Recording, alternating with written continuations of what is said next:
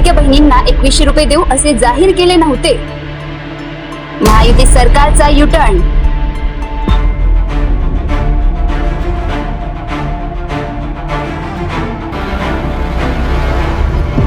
महाराष्ट्रातील लाडकी बहीण योजनेसंदर्भात अन्न व औषध प्रशासन मंत्री नरहरी झिरवळ यांनी केलेल्या विधानाने नव्या वादाला तोंड फोडले आहे. मुक्ताईनगरात महाराष्ट्र दिनानिमित्त आयोजित अमृत कलश यात्रेदरम्यान झिरवळ यांनी दावा केला की सरकारने लाडकी बहीण योजनेत महिलांना 2100 रुपये देण्याची कोणतीही घोषणा केली नव्हती. यामुळे महायुतीच्या जाहीरनाम्यातील आश्वासन आणि प्रत्यक्ष अंमलबजावणी यावर प्रश्नचिन्ह निर्माण झाले आहे. लाडकी बहीण योजना ही महाराष्ट्रातील महायुती सरकारची महत्त्वाकांक्षी योजना आहे, ज्या अंतर्गत आर्थिकदृष्ट्या दुर्बल महिलांना दरमहा आर्थिक मदत दिली जाते.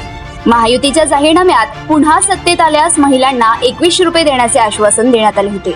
मात्र प्रत्यक्षात योजनेची अंमलबजावणी सुरू झाल्यावर सरकारने 1500 रुपये देण्यास सुरुवात केली.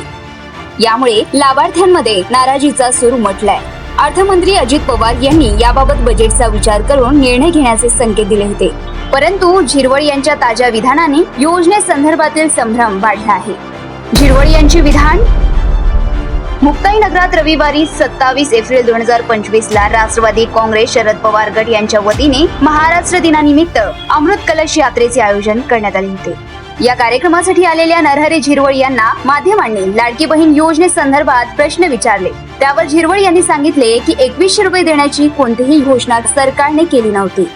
सध्या 1500 रुपये मिळत असून लाडक्या बहिणी यामुळे समाधानी आहे.